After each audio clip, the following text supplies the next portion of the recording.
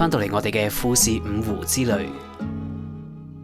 上一集 Travel Vlog 同大家分享咗由新宿搭高速巴士去到河口湖嘅情況、票價同埋班次同富士回遊列車嘅分別，一齊喺河口湖站附近租車。旅程嘅第一站我哋會離開河口湖，去到西湖療癒之里根場，再去到附近嘅西湖根場濱，睇一睇西湖嘅富士山景色。下一站就去我已經 FF 咗好多年嘅朝霧高原 Fumotoppla Campground。去嗰度除咗 camping 之外呢，入面有一間餐廳叫做金山 Terrace， 就算唔喺嗰度 camping 都可以去呢間餐廳嗰度食嘢嘅。重點係佢有一個超完美、好堅嘅富士山景，可以望住呢個景食 lunch。除咗個景之外，嗰度啲食物都 OK 嘅。喺朝霧高原食完 lunch 之後，就揸車翻返去河口湖嗰邊一間超級市場嗰度買餸。因為今次 book 咗嘅酒店民宿係有廚房可以煮飯嘅，所以就試下喺超級市場嗰度買材料整壽喜燒。估佢唔到嗰個位係喺日本超級市場買食材翻嚟自己煮呢，原來煮出嚟嗰個製成品同喺餐廳食唔係差好遠嘅啫，自己整都好好食。至於今日即係今集 vlog， 我哋就會向山中湖嗰邊出發，同埋帶大家睇一睇呢兩晚喺河口湖住嘅酒店啊，叫做 Fuji Grand Villa Toki。佢係一棟一棟 villa 咁樣租嘅。我今次租最平呢一種呢，都有4張床可以住到4個人嘅。喺影片正式開始之前，希望大家可以繼續俾多啲鼓勵 ，subscribe 我 channel， 俾個 like 條片留個言，幫手推啲 view 數，仲有順手 follow 埋我 IG 啊！嚟到今次富士五湖之旅嘅第2日，朝頭早。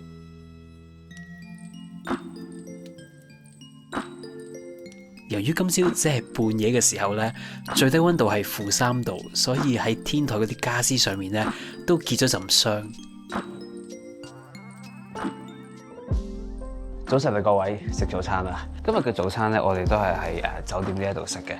咁由於呢度係一棟棟嘅獨立屋啦，咁早餐嘅形式呢，就係朝頭早7點半至8點呢，咁佢哋就會一籃咁樣將個早餐呢就送去我哋嗰個獨立屋嗰度。應該係有4-5款三文治可以揀啦。咁跟住仲有一個當飯嘅。今日我揀咗一個雞肉三文治，仲有一兜沙律啦，同埋有一個布甸仔嘅嘢飲。仲有個湯，就係個 sandwich 啦，好多雞喺入邊。我哋朝頭早8點36分就講緊性生活嘅問題，家事分擔、家族計劃、結婚前協議、2人性事。頭先佢話不滿係咪啊？定係佢講緊性格嘅問題啊？雙性唔係真係講 sex 啊？即係講 sex 啊？可能係講性格啦。如果係性格嘅話，咪就係事前嗰個性格合意好緊要咯。身體嘅機能不咁犀利，朝頭早8點啫喎，大佬。事前的合意喎。啱啱喺架車嗰度發現，尋日跌咗個生菜喺車上面啊，諗住已經會壞咗唔食得，點知因為呢一度好凍，所以個菜仲係冰嘅，可能仲凍過雪櫃。Hello 各位早晨，展開新嘅一日啦。第2日喺河口湖呢一邊嘅行程呢，第一站我哋就會由 Villa 呢一度去山中湖嗰邊揸車上半山上面一個觀景台嗰度睇一睇風景，之後就會落翻去山中湖嗰度望一望，睇下食唔食到個 lunch 啦。有個梳芙梨 pancake 我想食嘅，咁之後再睇一睇時間，睇下可唔可以影一影河口湖嘅富士山景，跟住再去埋御殿場嘅，睇下做唔做到啊！我哋而家出發。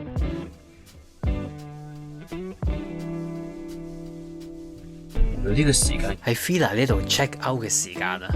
我哋嗰2晚住緊嘅呢個地方叫做 Fuji Grand Villa Toki， 我幾中意呢一度嘅，同埋係抵住嘅。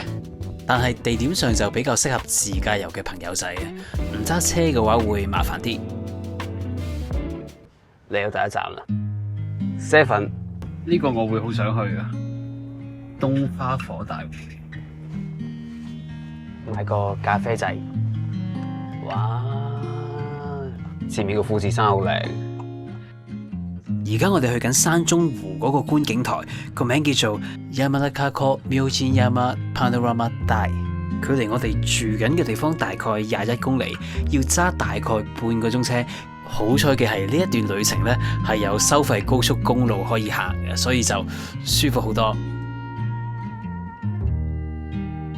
今朝天氣明明係好好㗎，但係當架車越駛得近山中湖呢，就越嚟越多雲。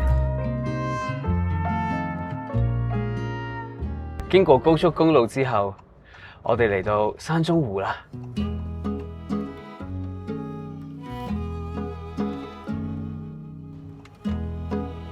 大家見面到前面咧有嗰啲天鵝啊，因為山中湖有另一個名嘅就係叫做百鳥之湖啊。我以前嚟過，我係好中意嘅。我覺得佢係富士五湖裏邊咧最平靜嘅。佢嗰種 peaceful 咧，同河口湖同我哋尋日去過嘅西湖都唔同。我諗到個形容詞啊，我係覺得山中湖有一種神秘嘅靈氣喺度。哇，好靚啊呢度！但係前面有嚿黑雲，希望佢轉頭會散開。如果各位想嚟踩單車嘅話咧，我就咁睇啦，山中湖係好過河口湖好多，因為河口湖真係非常非常多遊客，已經冇咗嗰種清靜。咁但係呢一度仲係 keep 到嗰種平靜。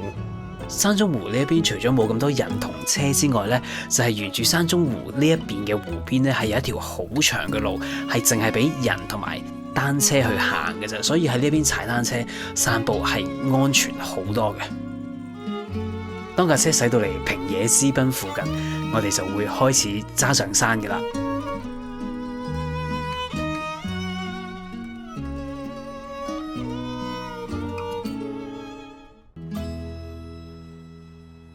我哋嚟到山中湖明神山全景觀景台，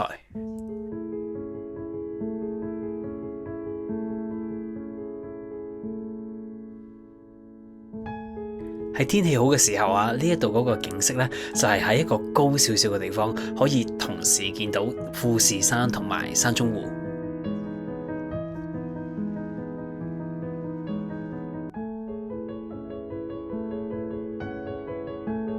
圍住富士山嘅周邊，我都睇過好多唔同嘅富士山景色。呢一個係靚嘅，你好清楚咁樣見到山中湖啦，同埋亦都可以見到一個好清楚嘅富士山。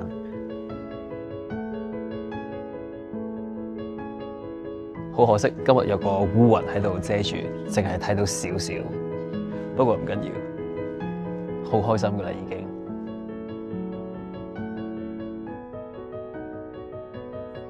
同大家介紹下呢個觀景平台嘅設施嘅，因為喺網上面係比較少資料嘅。咁揸車上到嚟咧，會見到有停車場，停車場應該有8個位左右。咁係啦，大家預咗係唔夠位泊噶啦，一定多過8架車喺度嘅。咁同埋有一個公眾洗手間。參觀完呢個觀景台之後，我哋出發揸車落翻去山中湖，去一個叫做平野之濱嘅地方。平野之濱好近嘅啫，由呢個位揸車去大概7分鐘左右就到噶啦。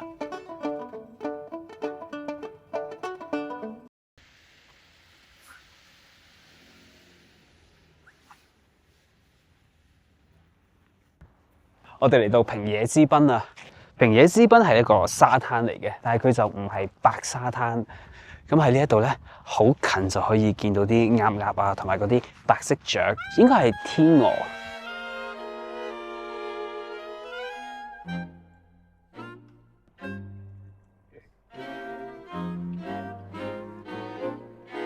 我覺得啲水冇雪櫃嘅冰水咁凍，但係都係凍嘅。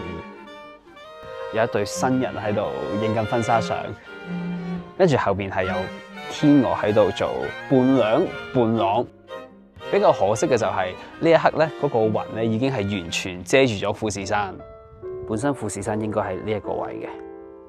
之前我嚟山中湖咧，都係因為2年前嗰個電視節目啊，我係做 writer 嗰個，所以我係冇正式喺呢一度即係自己咁樣遊覽過嘅。今日咁樣自己揸車嚟呢一度。嚟咗少少地方啦，但係我係非常之中意山中湖呢一度嘅，好平靜嘅。山中湖本身係富士五湖裏邊最大嘅，咁所以就多啲好似呢一種比較空曠，可以俾我哋呢啲遊客嚟到休息啊、影相同埋睇富士山嘅地方。我哋又再飛出去望一望。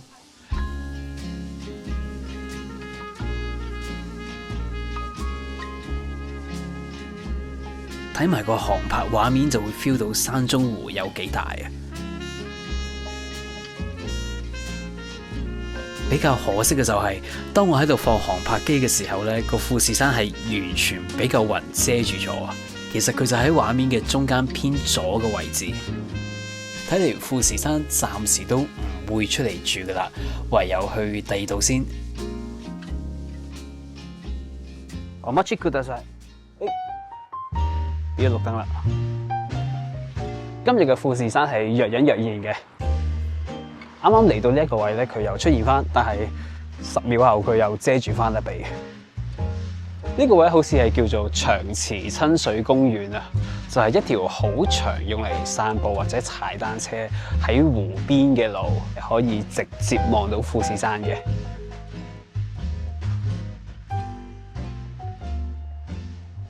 我哋 lunch 嚟到山中湖一間好網紅嘅 cafe 餐廳，叫做 The Park。咁佢個位置係真係好靚嘅個景色，就喺頭先我哋行過嘅嗰個親水公園嗰條路嘅隔離。頭先朝頭早揸車經過咧，係需要排隊嘅，咁但係反而到 lunch 嘅時間咧就唔使點排，咁所以就可以喺度食 lunch。The Park 有室內同埋戶外嘅用餐區，最主打嘅食物應該就係梳芙梨 pancake。成間餐廳個氛圍都好正嘅，同埋佢個 feel 咧係注定咗佢會成為一間網紅餐廳嘅。我哋到達呢一度嘅時間係非常之好彩嘅，唔使等位。咁呢度攞位嘅方法咧，如果好多人嘅時候就要寫名排隊啦。咁喺而家呢個情況咧就係啦，你見到位就可以坐低噶啦。食物選擇唔算多嘅，主要就係有鹹同埋甜嘅 pancake。但係我見到隔離台咧係有食意粉嘅，但係我喺 menu 度係揾唔到呢個 option。OK， 我哋決定咗嗌呢個 original pancake， 仲有一個鹹嘅，當係 lunch。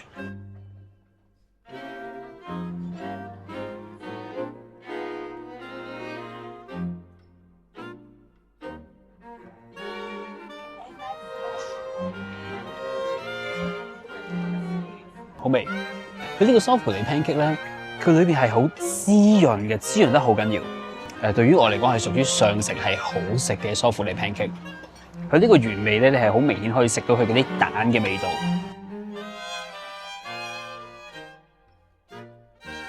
鹹嗰個咧就唔係梳芙梨 pancake 嚟嘅，只係一個普通嘅 pancake。都係唔錯嘅，佢本身個 pancake 係唔鹹唔甜嘅，咁加埋個好味嘅 bacon 蛋楓糖漿咧，就鹹鹹甜甜撈埋一齊咁樣，同埋沙律菜係好新鮮嘅，加埋呢一個靚景，係啦，呢間餐廳係 OK 嘅。至於飲品方面咧，matcha latte 超級甜，係啦，如果大家嗌咧，一定要叫少甜。咖啡就還好，但係個梳芙梨 pancake 係非常好食，同埋鹹嗰個 pancake 咧係好食，成份都好食。大家有冇覺得今次嘅富士五湖之旅 travel vlog 好多畫面都拍得好靚啊？相機方面，我今次帶咗呢一部剛出冇耐嘅 Nikon ZR 無反相機去拍。Nikon ZR 係一部 full frame 嘅無反相機啦，除咗用嚟影相之外咧，佢特別嗰個位係佢有好強嘅拍片功能。講咗佢嘅外表先，咁以 full frame 機嚟講咧，佢個 body 係算係小巧係輕巧噶啦，咁佢係冇 EVF 嘅，但係換嚟咧，你就有一個超大4寸大可以反 mon 嘅 touch screen， 咁我係非常非常之中意呢個 touch screen 嘅，取景啊或者睇 playback 都可以睇得好清楚。如果以咁細嘅無反相機嚟講咧，佢呢個 mon 應該係市場上面最大嘅。拍片功能方面，佢最高可以拍到 6K 60格12bit RAW， 仲要係 internal 內錄，可以直接錄落去張 CF Express Cast 嗰度錄。呢個格式係唔需要接 HDMI 用其他儀器去幫手嘅。4K 方面，佢最高可以拍到120格 uncrop。至於色彩表現方面，佢除咗可以拍到 Nikon 本身嘅 N-Log 之外咧，ZR 呢一部機最特別嗰個位咧，係可以拍到真係電影攝錄機 RED 嗰個顏色啊！所以如果你好中意嗰種電影咁嘅顏色嗰個氛圍，Nikon ZR 係一個非常好嘅選擇。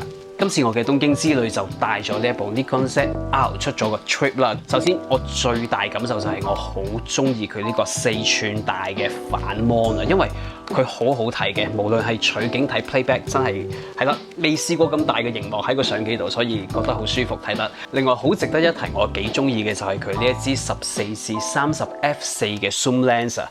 對於拍 vlog 嚟講，佢係非常好用嘅。首先佢嗰個 size 係比較細啦，佢最廣角即係最闊咧係14mm，非常之闊嘅視角嚟嘅，變咗我咁樣揸住佢影自己咧，我個頭都唔會太大啊。除咗好適合咁樣自拍之外，用嚟影風景都係正嘅。zoom 到最近就係30mm，咁我用佢嚟影下食物啊，影下風景，甚至係街拍影下人像，我覺得都係 OK 嘅。所以我覺得14至30呢個 zoom range 對於我呢一種拍 vlog 嘅人嚟講係非常好用嘅。至於今次我用佢嚟拍片方面，我研究咗一輪之後呢，我係用 H265 10bit N-Log 去拍嘅。大家可能會好好奇，點解我唔用佢最獨特、最勁、最靚嗰個 red 顏色去拍啊？就係因為如果我要用嗰個 red 顏色嘅話呢，佢應該係 target 比較專業嘅用家，係需要 manual 手動咁樣去設定嗰啲曝光啊同埋白平衡嘅所有參數嘅。咁由於我係去拍 vlog 啦，又要揸車，又要夠快啦，同時間競賽，冇辦法慢慢去 set。另外就係如果要拍 red 嗰個顏色咧，佢嗰個檔案嘅 size 亦都非常之大嘅，所以我就係用翻一個 compress 咗嘅格式，就係 H265。咁至於用 N-Log 拍出嚟嘅顏色咧，我係點樣處理嘅咧？我就係上翻 Nikon 嘅網頁 download 翻佢哋嘅 LUT preset， 跟住就咁套翻落去，再加翻少少exposure 啊、白平衡啊，或者係佢個 saturation 咧就出得街㗎啦。咁佢整出嚟嗰個顏色，我真心係幾中意嘅，我覺得係有 feel 嘅。佢嗰個防手震係 OK 嘅，我自己覺得係可用嘅。過熱喺我暫時呢幾日使用咧，我係未遇過佢過熱嘅。Rolling shutter 方面佢有少少嘅，但係唔算嚴重嘅，因為佢個 sensor 嗰個速度都唔算慢嘅。所以整體嚟講，如果你係考慮緊想買一部細嘅相機，拍片為主，要拍得靚嘅話咧，我覺得你可以睇一睇呢一部 Nikon ZR。咁如果要講一啲我覺得佢要改善嘅地方咧，如果你係成日都揸住佢拍片嘅話，長期揸住佢咧，我認為你可以加個 cage， 又或者係加個手柄，令到嗰個手感可以再豐富啲。係啦，咁你就長期揸住佢就會冇咁易攰啦。咁呢一個就係我對 Nikon ZR 嘅使用感受。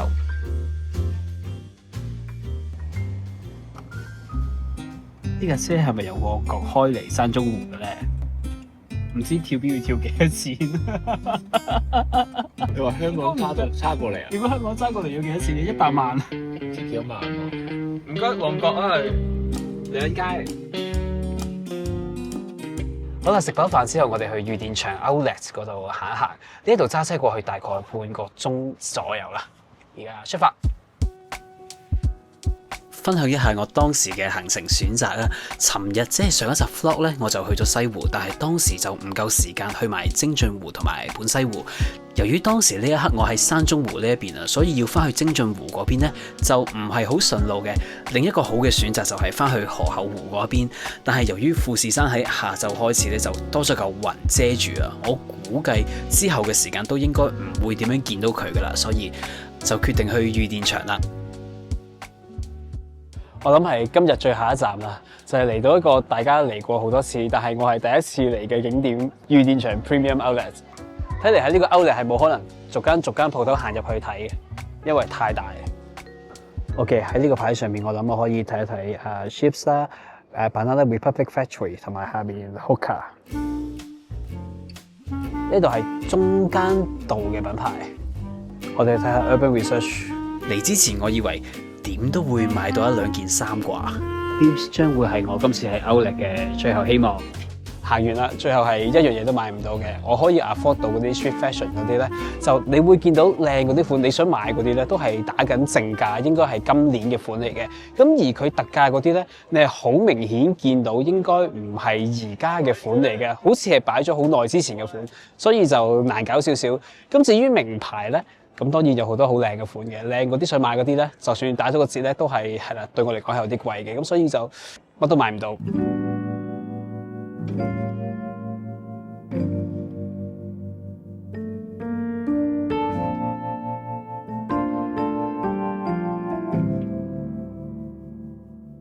同大家 room tour 下呢2晚喺河口湖呢一邊住嘅酒店啊！今次我就冇揀到 glamping， 亦都唔係揀 budget 旅館住，同埋冇 book 到溫泉旅館，我揀咗住 villa。咁呢個地方咧叫做 Fuji Grand Villa Toki， 係近富士急嗰一邊嘅，好似一個屋苑咁樣嘅。一入到呢個範圍咧，就會見到有應該係50-60棟嘅獨立屋啦，我唔知可唔可以叫佢哋做一戶建。佢哋出面有個 reception 啦，咁就係喺嗰度 check in 嘅啦。咁嗰個地方除咗係 for check in 之外咧，佢都有啲服務可以提供嘅，就係例如如果你想喺呢一度 BBQ 要買佢哋嘅 BBQ set，可以喺嗰度俾錢。咁同埋有咖啡供應，同埋如果你夜晚黑想浸浴想要浴鹽嘅話咧，就唔需要去出邊買嘅，佢有提供埋浴鹽。租房方面咧係冇得就咁樣話租一間房或者租一層嘅，一租咧就係租一棟嘅。價錢方面就要睇下你租邊一個房型，即係邊一個屋型啦。有一啲咧係對正富士山嘅，即係喺屋企嘅窗咧都對到富士山。咁嗰一間係貴啲嘅。咁我今晚住呢一間係需要上到天台先至見到富士山嘅，所以佢價錢相對係比較平嘅。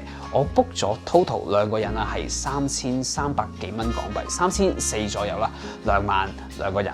如果4個人嚟住咧，係再抵好多嘅，因為呢間屋可以俾4個人住，有4張床嘅。每一間獨立屋門口出面都有自己一個獨立嘅車位。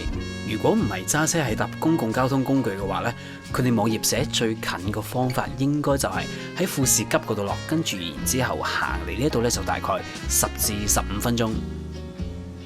好啦，我哋一齊嚟參觀下呢一間現代日式嘅獨立屋。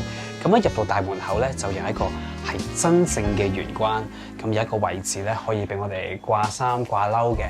咁而對正大門口咧，就有一個全新即係一道門咁高嘅 closet。咁喺呢一間屋嚟講咧，呢一個 closet 叫做細嘅，因為2樓有一個再大啲嘅。咁再隔離呢個門口咧，就係一個獨立嘅洗手間。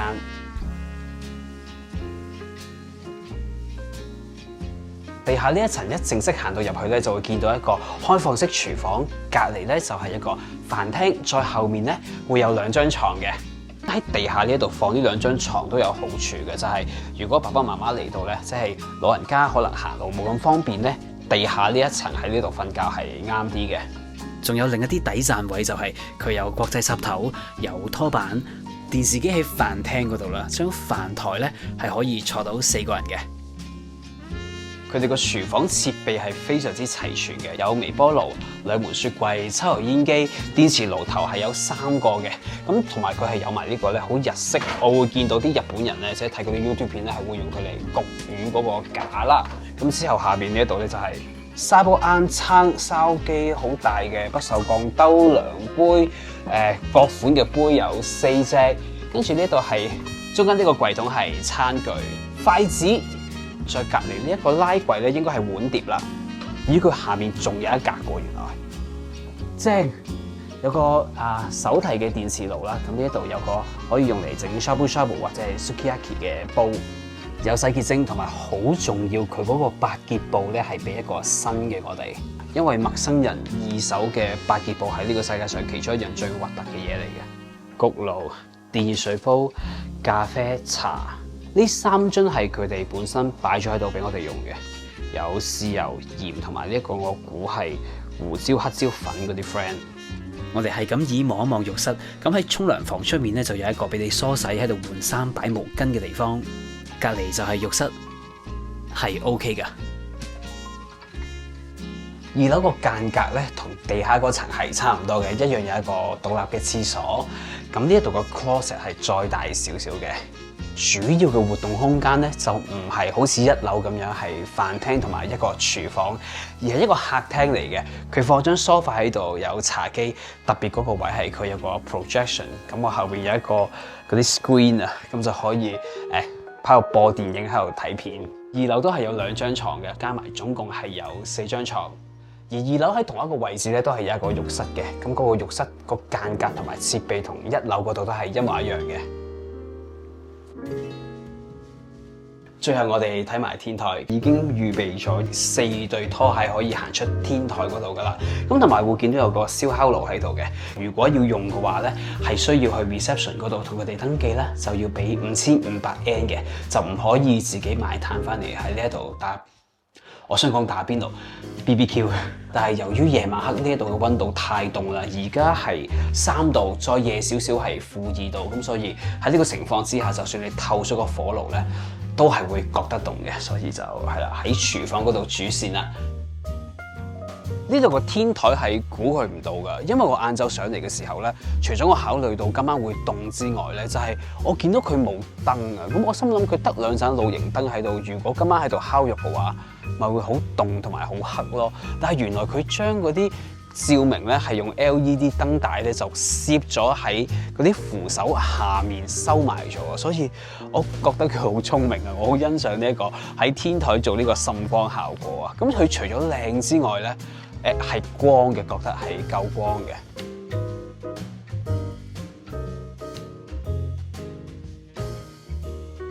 我哋嚟到喺河口湖附近一個商場叫做 Bell， 裏面有個超級市場，應該好似係有 Daiso 嗰啲嘅，咁同埋有 Mr. Donut。咁喺佢隔離就有一間壽司郎，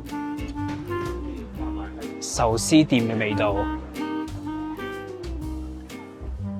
熟悉嘅 menu， 期間限定 Honmaguro。今晚食壽司郎嘅原因就係因為尋晚食得太多嗰啲牛肉烤肉同埋 sukiyaki， 咁所以夜晚黑咧想食啲清新少少味道嘅嘢，所以嚟咗壽司郎。秋葵 seaweed miso soup 茶碗蒸，同埋我自己覺得日本嘅壽司郎，其實我覺得嗰個味道係差唔多，但係個刺身咁始終係日本，所以就會新鮮啲。當然都有啲壽司款式係唔同嘅，而最大唔同嗰個位咧就係日本嘅壽司郎，唔知係咪淨係呢一間啊？佢係冇豉油碟嘅，wasabi 同豉油都係直接擺上去個壽司度。呢一個係油甘魚腩嗰啲 friend， 我哋試一啲淨係日本先至揾到嘅食物。呢一碗係極度潤腸嘅秋葵味噌湯，聽個名飲落係應該會有少少挑戰性。嗰啲黏黏啊！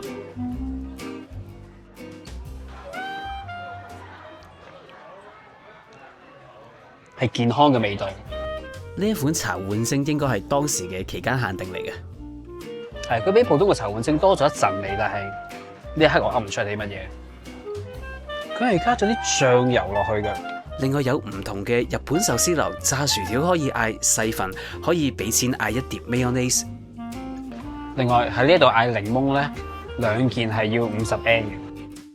呢件盤喐睇起嚟就有少少失望。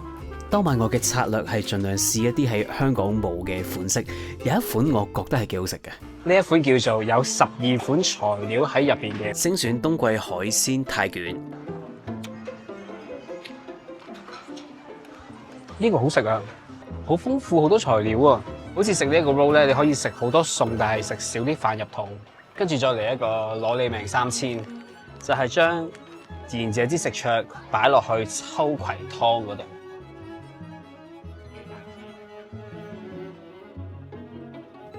由於尋晚真係食得太兇狠啊，所以呢一餐壽司郎其實都食得唔多嘅，2條友埋單係260蚊港幣左右，算係食得少嘅。嗰晚嘅飯後活動係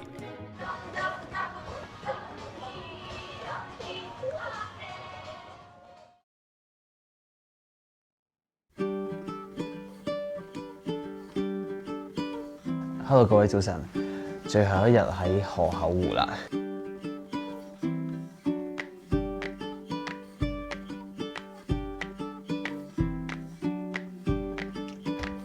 最後一日喺河口湖呢度，好啦，我哋又出發啦。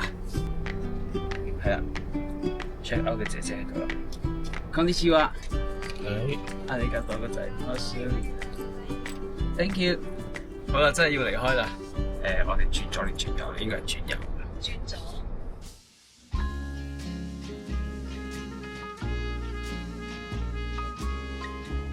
好啦，各位，今次2集進階少少嘅富士五湖 Travel Vlog 就嚟到呢度先啦。離開前，希望大家可以繼續俾多啲鼓勵 ，subscribe 我 channel， 俾個 like 條片，留個言，幫手推啲 view 數，仲有順手 follow 埋我 IG 啊！我哋下次見啦〜